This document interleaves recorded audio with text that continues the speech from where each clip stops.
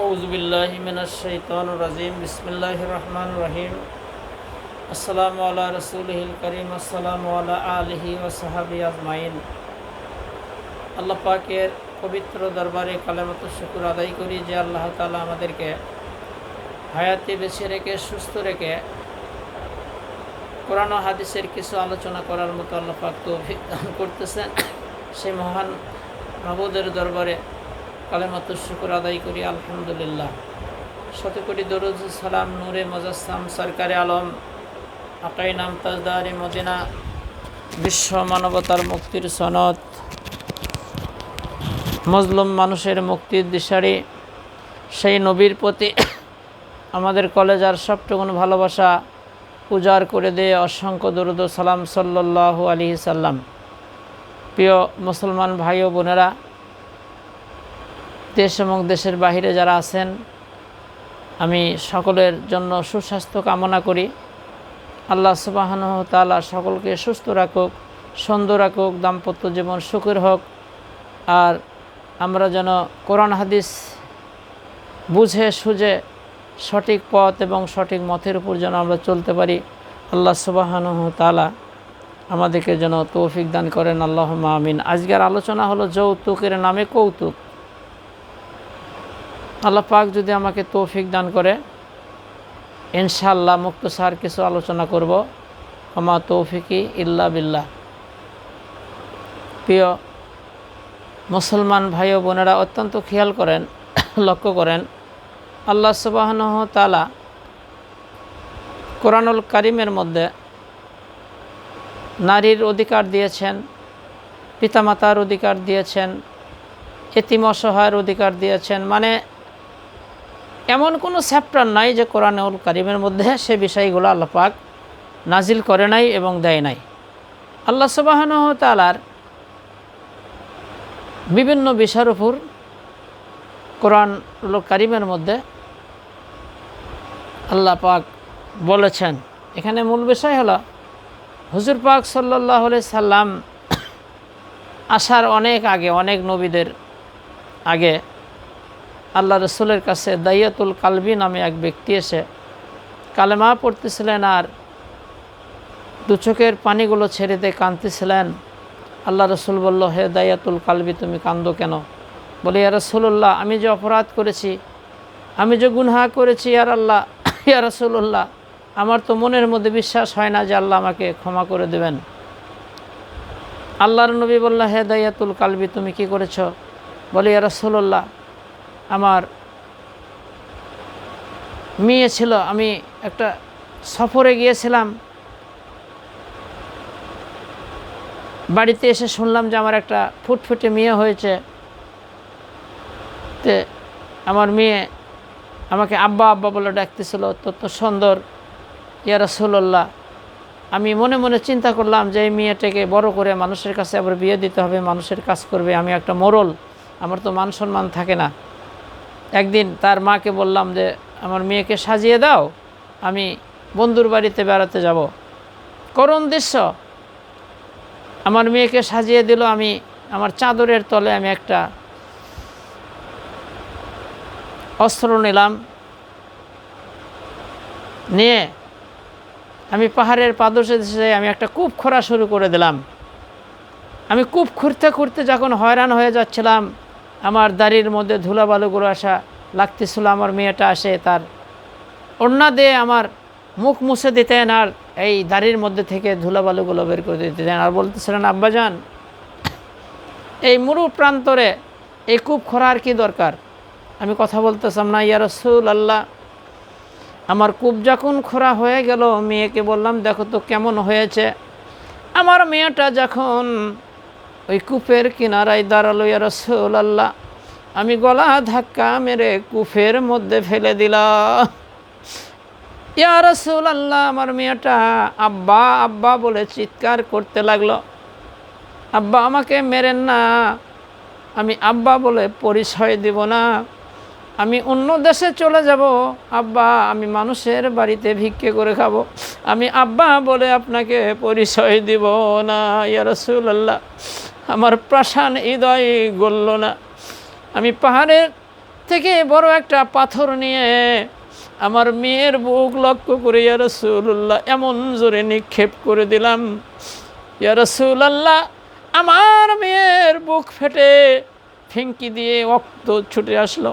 ইয়া রাসূলুল্লাহ আব্বা বলে যে একটা চিৎকার মেরেছিল আমার মেয়ে, ইয়া রাসূলুল্লাহ আজ পর্যন্ত আমার কানে স্পর্শ করে। ইয়া রাসূলুল্লাহ এত বড় গুনাহগারকে আল্লাহ কেমন করে মাফ করে? অনেক মানুষের মেয়েকে আমি জ্যান্ত কবর দিয়েছি ইয়া রাসূলুল্লাহ, আর অনেক ঘটনা আছে। ইয়া রাসূলুল্লাহ এত বড় অপরাধীকে আল্লাহ কেমন করে ক্ষমা করে দেয়? আল্লাহ রাসূলের চোখ থেকে পানি পড়ে দাড়ি মোবারকগুলো ভেজে যাচ্ছেন। আল্লাহ রাসূল বলে দাইয়াতুল কালবিরে, নিজের পিতা হয়ে কি এরকম কাজ কেউ করতে পারে? আল্লাহর নবী বলে তুমি জাহিলিয়াতের মধ্যে ছিলে, কোরআন হাদিস বোঝো নাই, আল্লাহর প্রতি ঈমান আনো নাই, মূর্তির পূজা করেছ, দেবদেবীর তোমরা পূজা করেছ। তুমি যদি আমার হাতে হাত দিয়ে কালেমা পড়ে তাওহীদি কালেমা পড়ে যদি তুমি মুসলমান হও, ইসলাম গ্রহণ করো, অতীতের গুনাহগুলো আল্লাহ পাক তোমাকে ক্ষমা করে দিবে। তাহলে মানুষ কত বড় জাহেল ছিল। মেয়ে ছেলে হলে মুখ কালো হয়ে যেত, মেয়ে ছেলেকে জ্যান্ত কবর দিতেন। এটার মর্যাদা দিল, নারীর মর্যাদা দিল, মায়ের মর্যাদা দিল ইসলাম এবং কোরআন। প্রিয় দেশবাসী এবং দেশের বাহিরে মুসলমান ভাই ও বোনেরা, অত্যন্ত খেয়াল করেন, আমার আজকের আলোচনা হলো যৌতুকের নামে কৌতুক। এই মেয়েকে আল্লাহ রাসূল বলে একটা মেয়ে যে আর হবে, লালন পালন করবে, স্নেহ দেবে, মায়া দিবে। আর আল্লাহ রাসূল বলে যার ঘরে একটা মেয়ে হয়, ছোট্ট শিশু, আল্লাহ রব্বুল আলামিন একজন ফেরেশতা পাঠিয়ে দেয়, আর ওই ছোট্ট শিশুর মাথায় হাত বুলাতে থাকে আর বলতে থাকে, এই ছোট্ট অসহায় ছোট্ট শিশুকে যে স্নেহ দিবে, মায়া দিবে, আদর যত্ন দিবে, ইসলাম শেখাবে, সৎ পাত্রের হাতে বিয়ে দিয়ে দিবে। আল্লাহ রব্বুল আলামিন এর হাবিব বলে ওই মেয়ের বাপ আর আমি একই জান্নাতের মধ্যে থাকবো। ছেলের কথা কিন্তু বলে নাই, যে একটা মেয়ে ছেলে যার ঘরে হয়, আল্লাহ রব্বুল আলামিন ওই ঘরে একজন রহমতের ফেরেশতা পাঠিয়ে দেয়। ওই ছোট্ট শিশুর মাথায় হাত বুলাইতে থাকে আর বলতে থাকে, এই ছোট্ট শিশুকে যে লালন পালন করবে, স্নেহ দেবে, মায়া দেবে, আদর দেবে, যত্ন দেবে, আল্লাহ তার উপরে রহমত বর্ষিত করবে। সুবহানাল্লাহ। আল্লাহর নবী বলে একটি মেয়ে যার হবে তাকে সুশিক্ষা দেবে, আদর দিবে, যত্ন দেবে, সৎ পাত্রের হাতে বিয়ে দিয়ে দিবে। ওই মেয়ের বাবা আর আমি এক জান্নাতের মধ্যে থাকব। কি কন? একটা, দুইটা, তিনটা মেয়ে যার হবে তার কপাল ভালো, যদি মেয়েগুলো ভালো হয়। প্রিয় মুসলমান ভাই ও বোনেরা, তাহলে এই মেয়ে তো এখন বিয়ে দিতে হবে। আল্লাহ রব্বুল আলামিন কোরআনুল কারীমের মধ্যে বলে, তুমি যখন বিয়ে করবা তোমার স্ত্রীকে তুমি মোহর দিয়ে দাও, মোহরানা দিয়ে দাও, তার অধিকার। দুঃখের কথা, আমরা কত কপাল পোড়া, আমাদের অন্তর কত পচা। যখন মেয়ের বিয়ের সময় হয়ে গেছে, ঘটক আগে হলো মেয়ের কাছে, বাবার কাছে যায় বলে অমুক জায়গায় একটা ছেলে আছে। তাহলে কেমন কি বলে, আর বছর 1.5 লাখ টাকা বলছিল, আর আরেকবার মেয়ে একটা দেখাছিলাম 1.5 লাখ করছিল। তাহলে আপনি কত দেবেন? নাউজুবিল্লাহি মিন জালে, কুরবানির আরিয়া, এদের অন্তর পচে গেছে।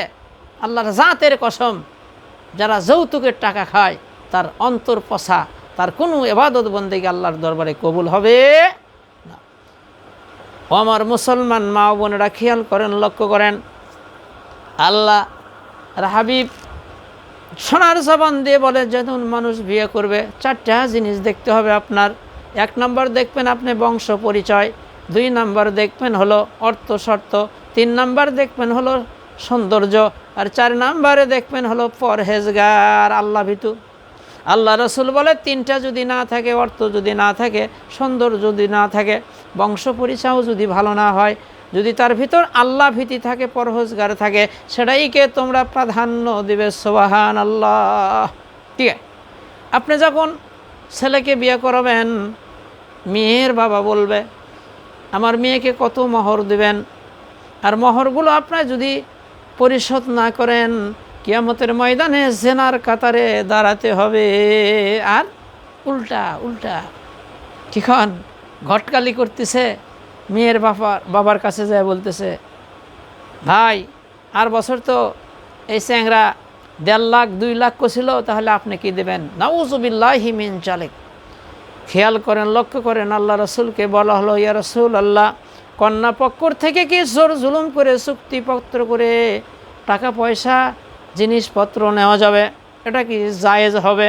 আল্লাহ রাসূল বলে ও আমার সাহাবাই কেরাম, তোমরা খেয়াল করো, যেদিন দেখবা কুকুরের পায়খানা শুকুরের পায়খানা হালাল হয়ে গেছে, সেদিন বুঝবা যে কন্যা পক্ষর থেকে জোর জুলুম করে যৌতুকের টাকা নেওয়া জায়েজ হবে। নাউযুবিল্লাহ।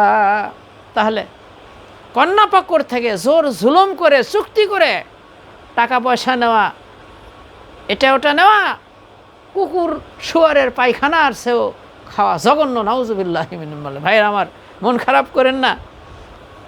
এরকম মন মানসিকতা যদি যার অন্তরের মধ্যে আছে, তার কলব পচা। আপনার ছেলে বড় হয়ে গেছে, আপনি বিয়ে শাদী করাবেন, ভালো একটা মেয়ে দেখে বিয়ে করাবেন। হযরত ওমর ফারুক রাদিয়াল্লাহু তাআলা আনহু ঘুরে ঘুরে দেখতেছিলেন রাত্রের বেলায়, তিনি দেশের অদ্দজাহানের খলিফা ছিলেন, প্রেসিডেন্ট ছিলেন।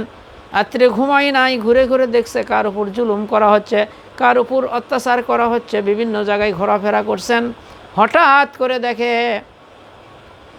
এক বুড়ির বাড়ির কিনারা দিয়ে যাচ্ছিলেন। বুড়ি বলতেছে মা তাড়াতাড়ি করে উঠেও উট বকরি দহন করো, আর কিছু পানি মিক্সার করে তাড়াতাড়ি করে বাজারে আমি বিক্রি করব। মিয়াটা বলতেছে মা কি কথা বলো? আমিরুল মুমিনিন হযরত ওমর ফারুক হলো দেশের প্রেসিডেন্ট, তুমি কি জানো না দুধের মধ্যে পানি দেওয়া নিষেধ করে দিয়েছে? বুড়ি বলতেছে মা এত রাত্রে ওমর কোথায় আছে, ওমর কি জানবে? এবার মেয়েটা বলতেছে মা ওমরের চোখ আমরা যদি ফাঁকিও দিতে পারি, কিন্তু আমার আল্লাহর চোখ তো ফাঁকি দেওয়া যায় না। ওমর টিকচিহ্ন দিলেন, তাড়াতাড়ি চলে গেলেন বাড়িতে। তার ছেলে আব্দুল্লাহকে ডেকে বলে বাবারে আমি তো বৃদ্ধ হয়ে গেছি, আমার তো বিয়ে করার আর বয়স নাই। বাবারে আমি একটা তোমার জন্য মেয়ে চয়েস করছি। সুবহানাল্লাহ। কি চয়েস করছি? ওমর কি দেখছিলেন? কত কোটি টাকার মালিক, এগুলো দেখছিলেন আল্লাহ ভীতি।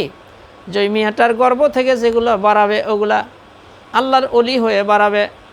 ওই মেয়ের গর্ভ থেকে যারা হবে তারা হবে নেককার, তারা হবে পরহেজগার। কি বলেন? এগুলা কি আমরা দেখি? আল্লাহর জাতের কসম করে বলতে পারি, আমার প্রিয় মা ও বোনেরা, কলব পরিষ্কার করেন, অন্তর পরিষ্কার করেন।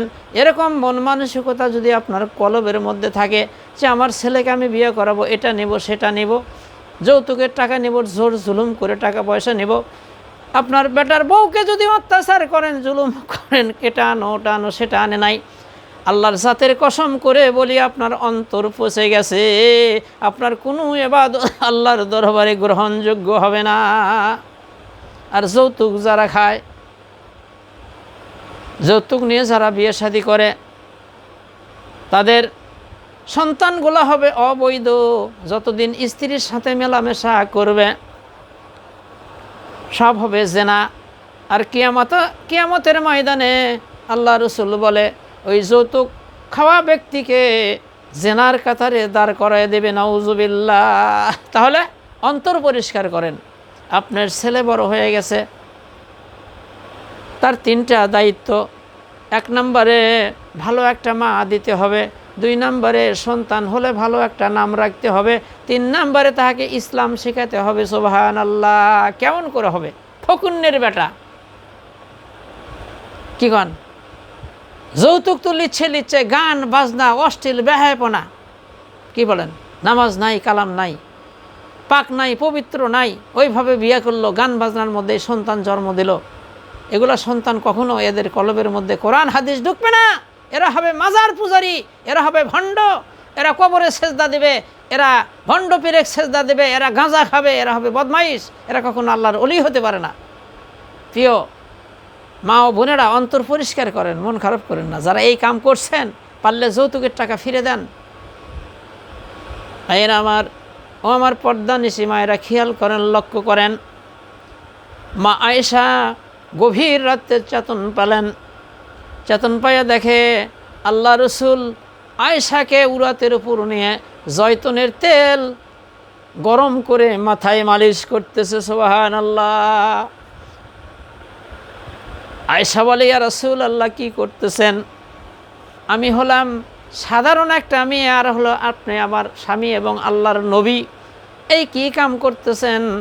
আল্লাহ রসুল বলে, হুন্না লেবাসুল্লাকুম আনতুম লেবাসুল্লাহ হুন্না।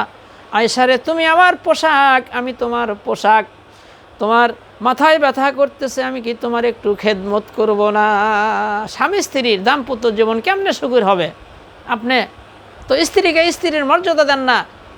মা আয়েশারা বর্ণনা করেন, আল্লাহ রাসূল যখন ঘরের মধ্যে আসতেন, বাড়ির মধ্যে আসছেন, ইসলামের কাজ করে কালেমার দাওয়াত দিয়ে যখন বাসায় আসতেছিলেন, মনে হয় জান্নাতের হাওয়া, বসন্তর হাওয়া আমাদের ঘরে প্রবেশ করতেছে। সুবহানাল্লাহ। আর আমরা যখন বাড়ির মধ্যে যাই, মনে হয় দারোগা আসতেছে। কি বলেন, কি বলেন? আল্লাহর নবী ঘর ঝাড়ু দিয়েছেন, আল্লাহর নবী বিছানাপত্র ঠিক করেছে, ঘরের অনেক কাজ করেছেন। এগুলো হলো রাসূলের সুন্নত। মা আয়েশা বর্ণনা করেন, আল্লাহ রসুল ইসলামের কাজ করে করে অনেক হয়রান হয়ে যখন আমার বাসার মধ্যে আসছে, ঘরের মধ্যে আসছে, আমার রান্না বান্না হয় নাই, রসুল আমার ভুরু কুঞ্চিত করে নাই, মুখ বেজার করে নাই, মুস্কি একটা হাসি দিয়া আমার সঙ্গে বসে আমার কাজে সহযোগিতা করেছে। সুবহানাল্লাহ। কি নবী! শান্তি আর শান্তি। মা আয়েশা বর্ণনা করে, আমার ঘরের মধ্যে ভালো কার্পেট নাই, ভালো বিছানাপত্র নাই, কিন্তু আমার ঘরের মধ্যে আছে শান্তি আর শান্তি। তাহলে আমরা দিল থেকে মুছে ফেলে দিন যৌতুকের নামে কৌতুক। মেয়ে চয়েস হয়ে যাবে।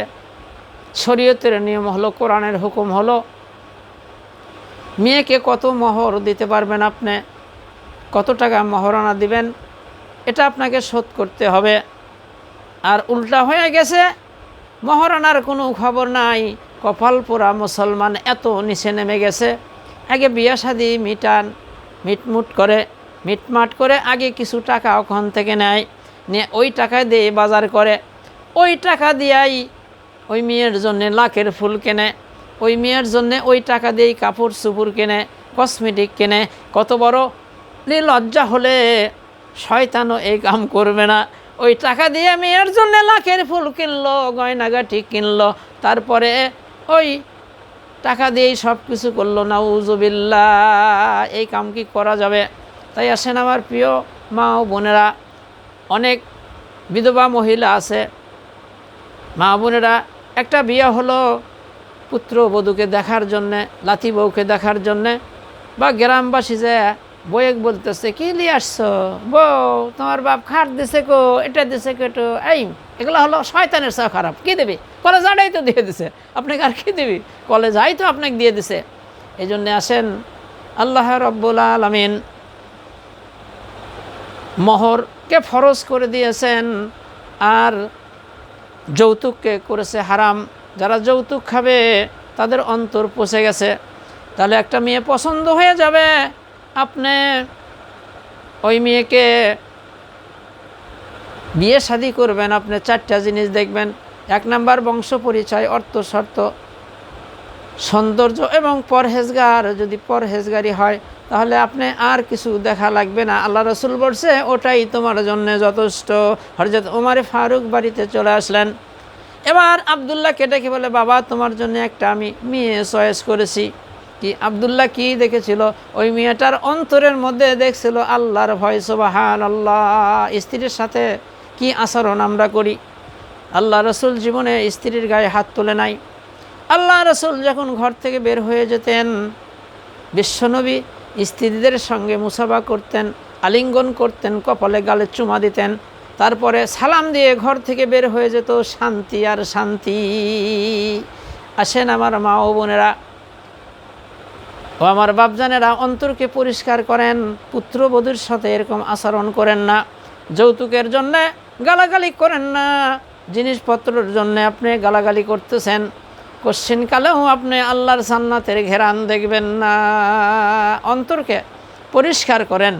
আর দেখেন, অনেক মা বোন আছে, ছেলে বিয়ে করেছে, যদি একে একে 2-3টা মিয়া হয়, মন তো খারাপ করে ফেলে দেয়।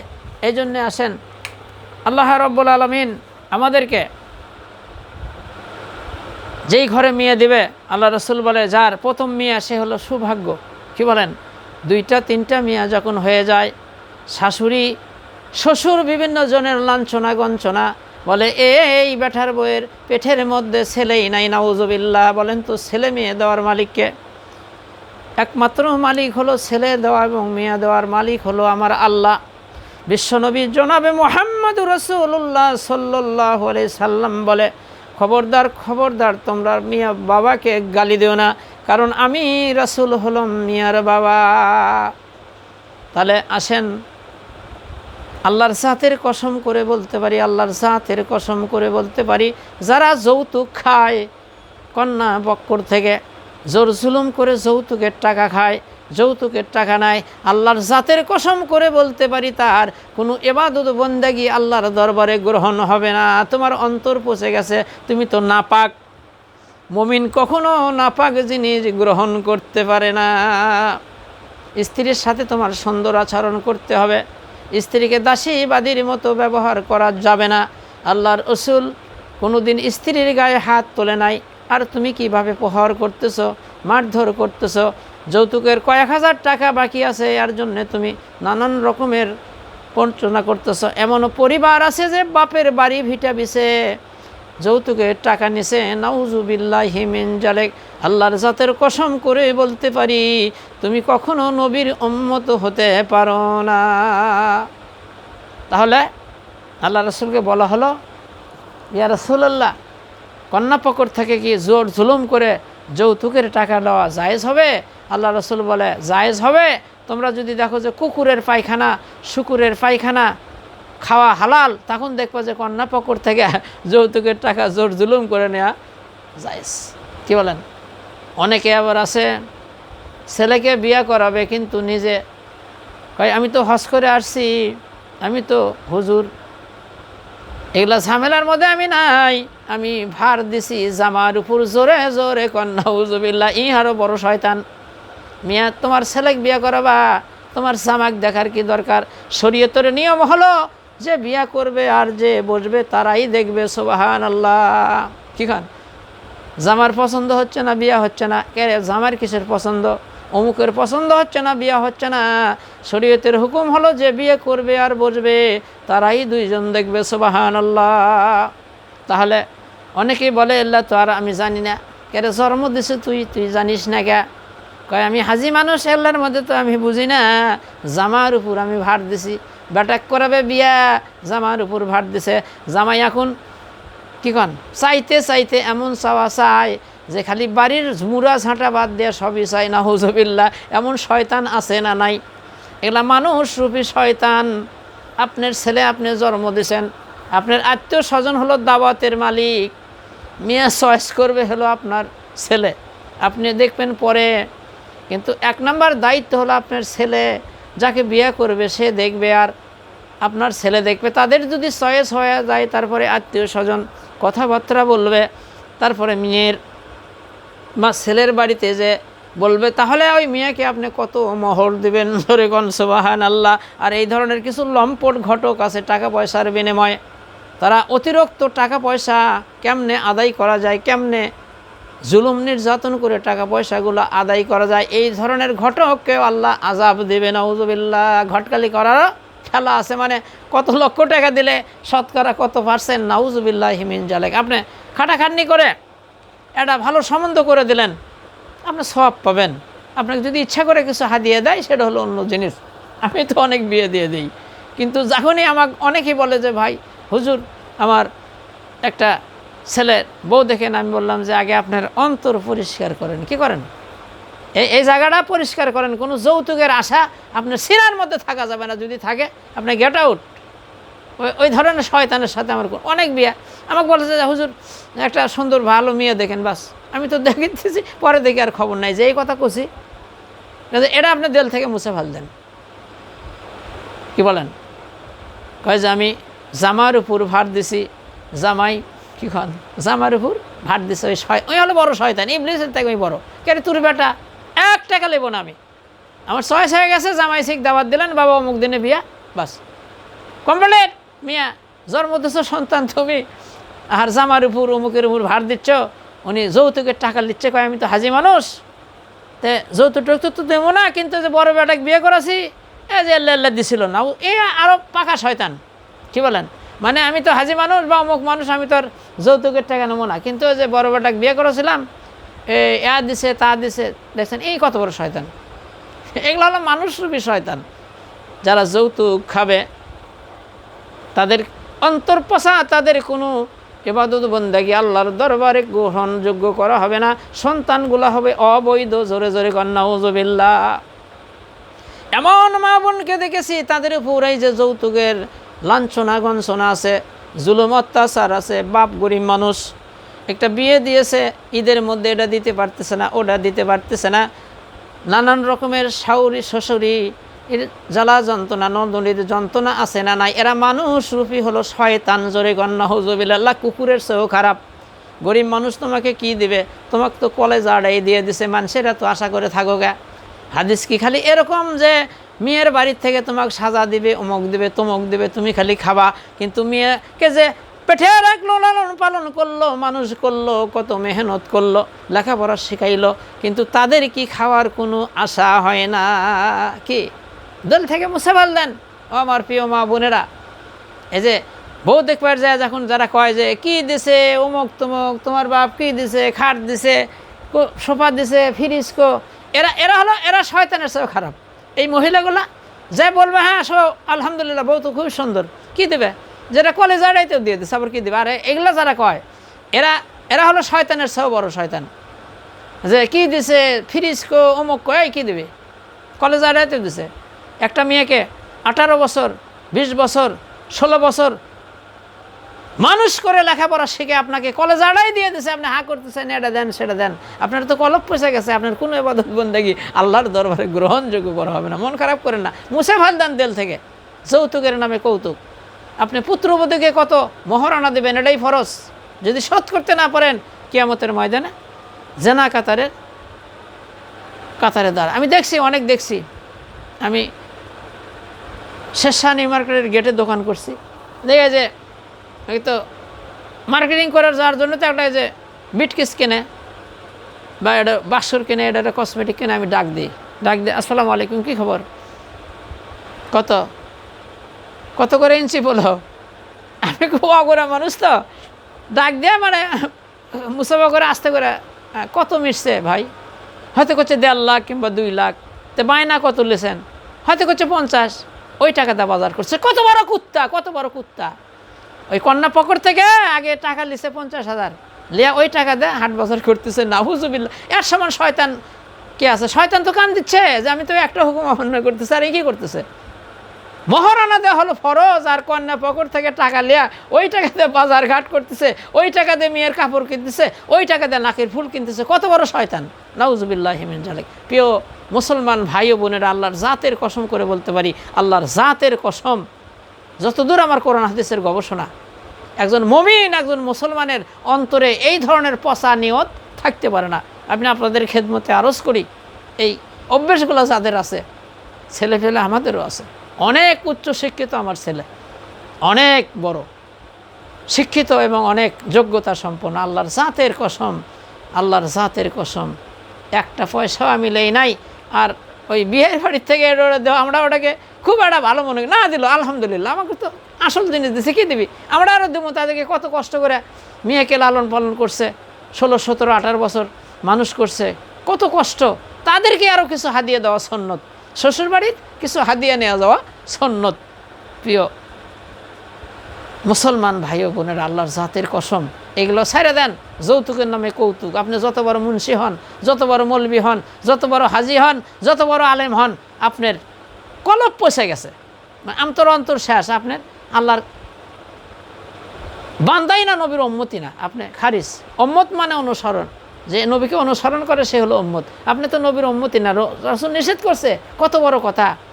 শুয়োরের পায়খানা খাওয়ার মতো, কুত্তার পায়খানার মতো জঘন্য হলো কন্যা পক্ষ থেকে চুক্তিপত্র করে এটা সেটা লওয়া। কি বলেন? আমি মেলা বিয়ে দেখছি, মনে কিছু করেন না, মনে করেন মিটাচ্ছে। কত দেবেন? এখন চাচ্ছে যে 5 লাখ দিয়েন, তাই করছে না ভাই আমি গরিব মানুষ, অত তো দেওয়ার পাবো না, 3 লাখ দেবো। হয়তো হয়তো না 3.5, আর 1,000 টাকা দেন। নাউজুবিল্লাহ। এলা কি মানুষ? এলা কি বিয়া? এই স্বামীর আপনি কি খেদমত করবেন? এই জন্য দাম্পত্য জীবন সুখের হয় না।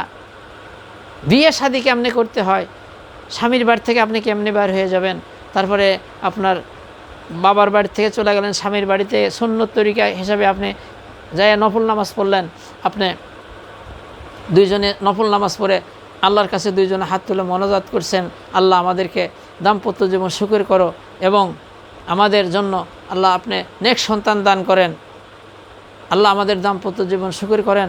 আগে 2 রাকাত নফল নামাজ পড়লেন, আল্লাহর শুকরিয়া আদায় করলেন, তারপরে কি কন আল্লাহর তসবিহ পড়লেন, রাসূলের উপর দরুদ, কিসের দরুদ শরীফ আর কিসের নামাজ আর কিসের কালাম, গান বাজনা দিয়ে তো এই ফকুন্নির বেটা কি শেষ। প্রিয় মা ও বোনেরা, মন খারাপ করেন না। এই আশা যাদের মনের মধ্যে আছে একবারে মোছেন, একবার মুছে এটা পরিষ্কার করেন। যদি যৌতুক লিয়া থাকেন আল্লাহর রাস্তায় ঘুরে দেন, তাছাড়া কিন্তু আপনি শেষ। বাংলাদেশের মা ও বোনেরা জ্ঞান রাখো মা জ্ঞান, বর্তমানে মেয়ে ছেলেদের দাম কমিল কেন?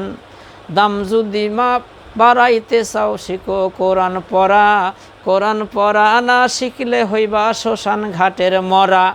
মরারও তো দাম আছে ভাই আতর গোলাপ পায়, মেয়ে ছেলে জন্ম নিলে কেউ নাহি চায়।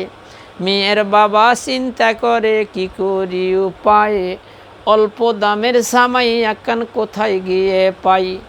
ঘুরতে ঘুরতে চলে গেল তেলি মালির বাড়ি, বিয়ার কথা শুনলে পারে চাই হোন্ডা গাড়ি। আগে ছিল গরুর গাড়ি এখন হয়েছে বাস, স্প্রিংয়ের গদি আর ওই ফুরফুরা বাতাস।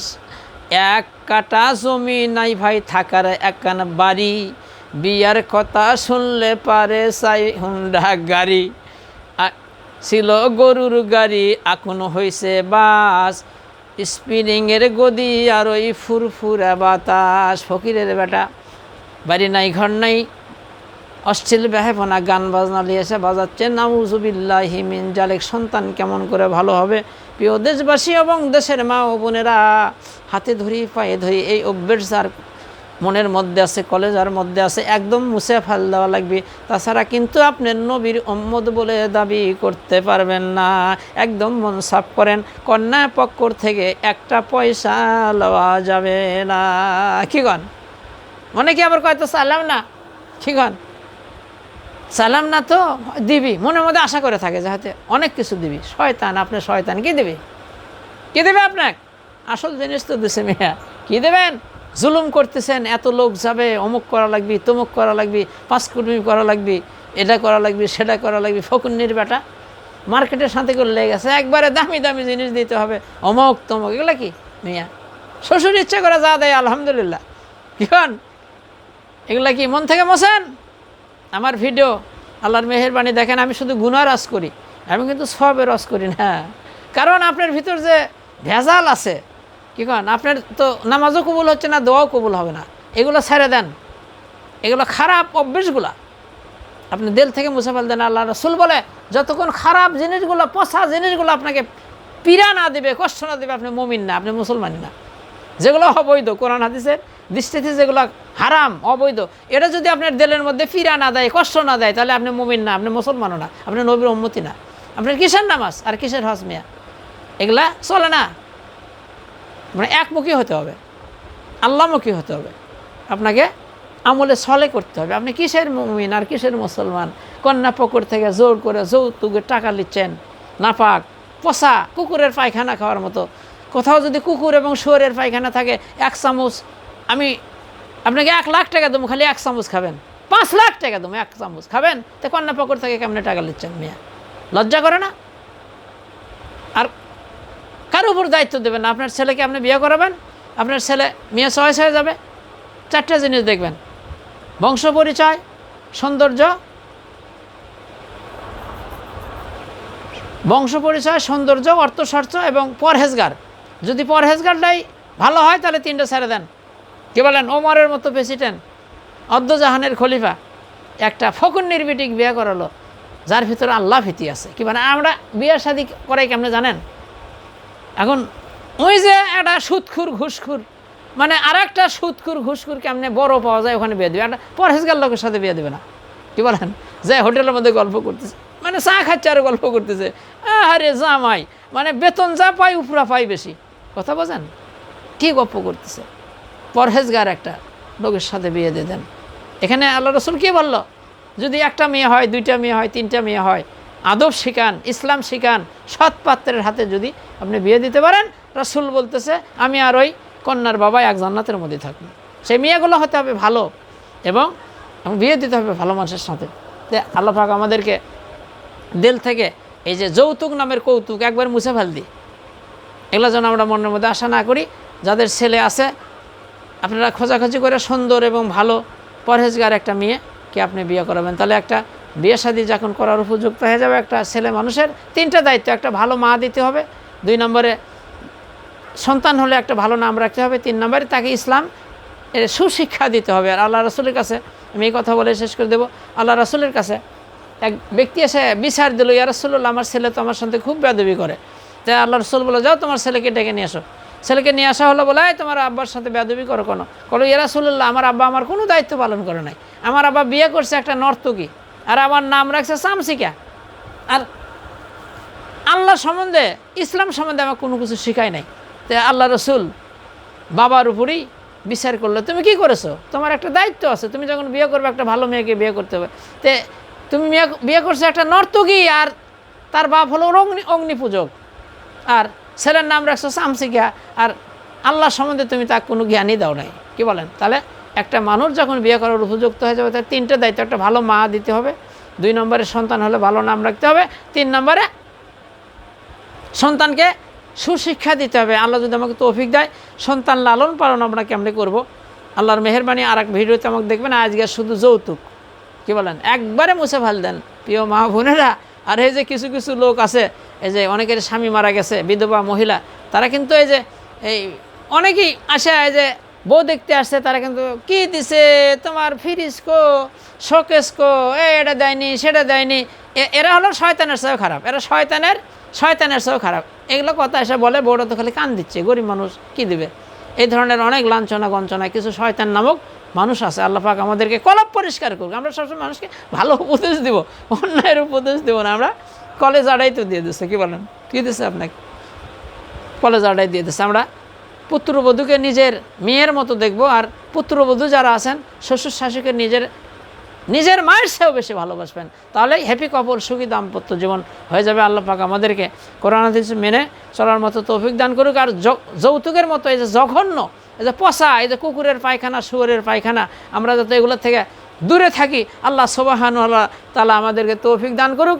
আর আমাদের যারা ছেলে আছে, আমরা কারো উপর দায়িত্ব না দেয়া আমরা নিজ দায়িত্বে সন্তানকে বিয়ে করাবো, এবং আত্মীয় স্বজন জামাইজি যারা আছে তারা দাওয়াতের মালিক। আল্লাহ সুবহানাহু ওয়া তাআলা আমাদেরকে সহি সমত দান করুক।